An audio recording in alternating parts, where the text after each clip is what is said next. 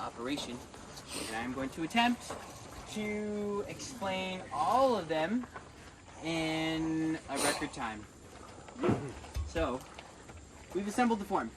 And the inside of the form, if you guys need to take a look, you may. But the inside of the form, because we do not have the car tire or the bicycle inner tubes right now, we simply siliconed the inside corners of the brick form so that Aircrete will not leak out once we pour it inside of this box. Now, all of these metal sheets have been oiled. You can see there's oil inside of here. Also, a little bit of rain got inside of there, so that's why it looks like there's something living in there.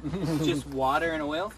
And so anyways, this thing right here is all ready to be poured. Now, there's a possibility that when we pour the Aircrete inside of this, even though these things are in the slots on the ground, they may still want to, move over at the top. And if they do, we have a board that goes on top of everything to hold them all in line at the top. It's a board that's slotted? Yes. What's that? It's pretty much the one that's on the bottom on top. Yeah, and it's only about that one. Just goes right in the center all the way down. Okay. No, we'll put that board in after we pour it, if it looks like we need it. Alright, so now I'm going to tell you about the tools that we use for making Aircrete. So there are two different kinds of foam generators that Dome Gaia sells. There's the Little Dragon, and there's the the Dragon XL.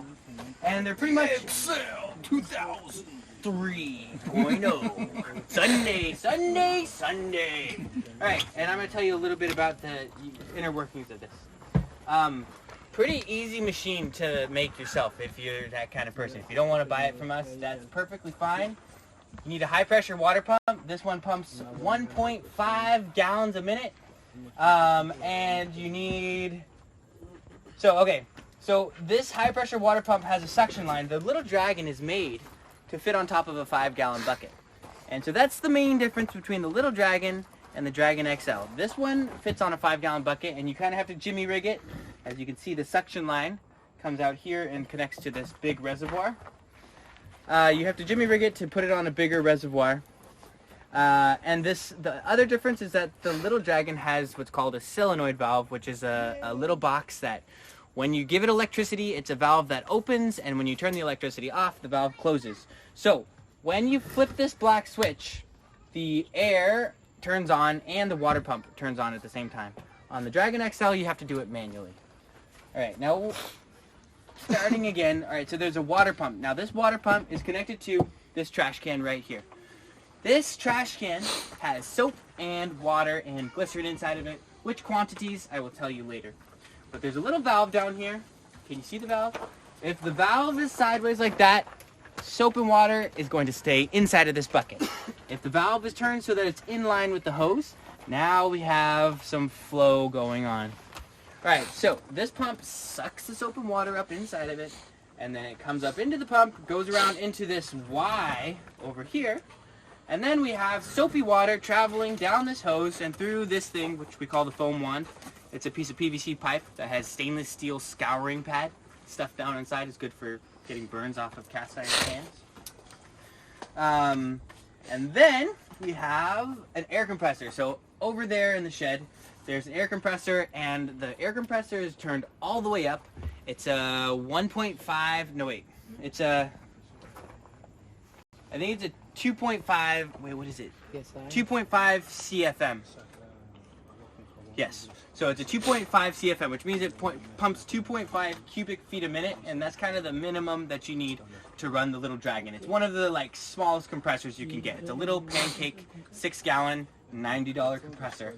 And so that means if it's a higher, it's better? If it's higher, then you're golden. It doesn't really matter if it's higher, as long as it's at least there. Like maybe if it's higher, you could run 2 dragons off of one. Okay, so that thing's turned all the way up. It's getting 150 PSI to this little regulator right here. And then any adjusting that we need to do of the air pressure is done right here.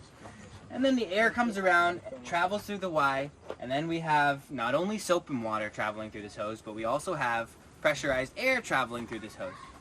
And so when the pressurized air and the soap and the water travel through the hose and come out through the stainless steel scouring pad, it turns into shaving cream. And that's what we use mixed with our pure Portland cement in order to make Aircrete. Everybody followed that so far? Yep. Okay, cool. And so that little machine down there is more or less the same. I think that's the one that we're going to use. So it just has a bigger water pump in it? No, actually, it doesn't even have a bigger water pump. I'm not exactly sure why it's XL. Maybe just it sounds cool. It's a little bit got a larger. handle. Well, It's got a handle. It's more rugged. It's cooler looking. Definitely. It's got a switch here, and you also have a manual valve. You don't have a solenoid in that one, in this one. So this is all manual. So it's really important that you do it in the right sequence, which we'll show. Yes. All right. So now this is the one that we're actually going to use immediately right now today, and the reason is because we should all be familiarized with turning it off and on. Whenever you turn on this machine, there's a black switch and there's a red valve. And so when you turn it on, you first turn on the black switch and then you'll feel it vibrate. It's going to go brrrr, and then a little bit of water is going to start coming. How does it go? It goes, If they don't sound that way, does mean it's not working. exactly. If you don't hear that, it's not working right.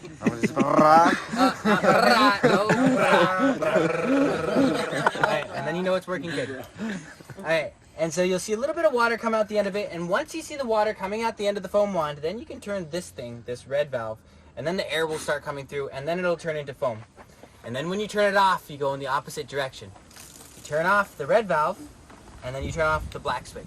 And every time you turn it off and on, you have to follow that sequence, because if you turn on this red valve, it's going to go and there's not going to be any water in it. It's just going to be like all the air leaking out. And then you have to like reprime the pump, and it's a pain in the neck. Right.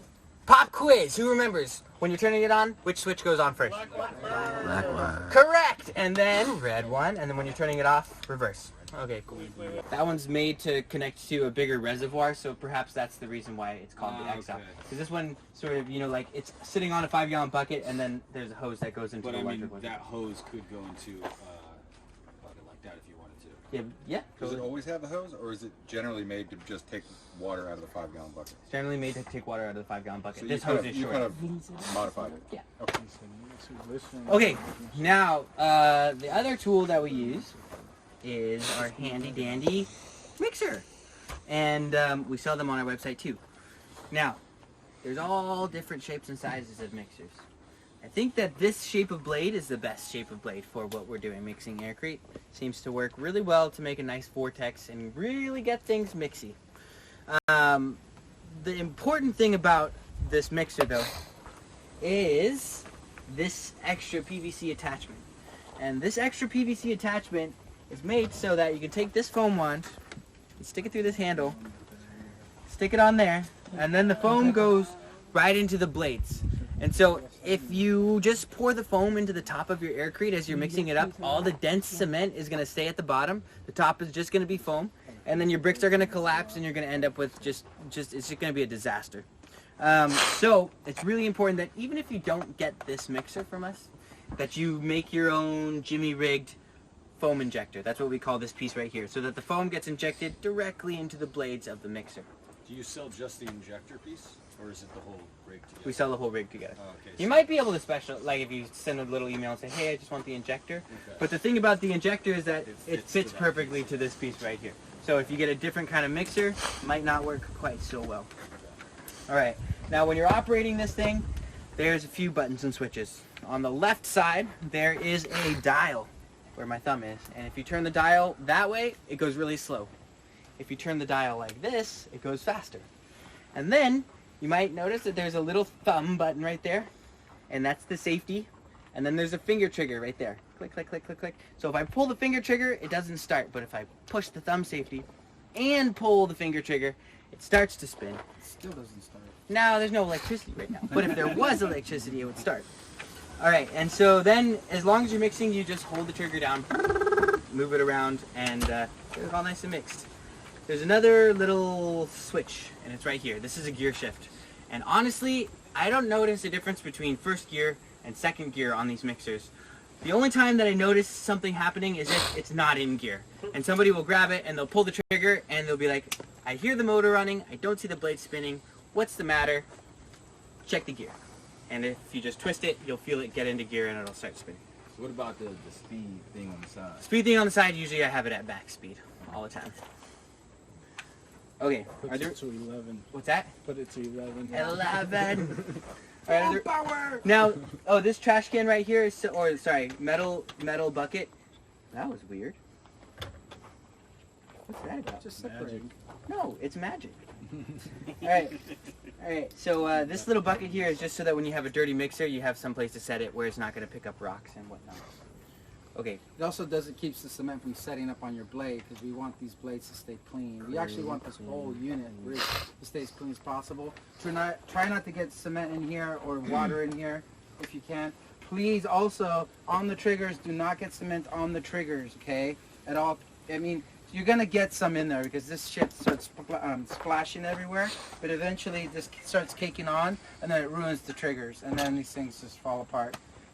So, you know, just keep that in mind, please. If you're cleaning them, please make sure to clean these off a little bit and not to get, you know, water or cement in here. What if to cover it like a plastic or something? No, not that. well, it needs to have air, that's why it's there. So if you covered it in plastic, then you might have an issue. No, just the handle. Oh, just the handles. It's not a bad idea. Yeah. Like the remote control. It's usually just a can.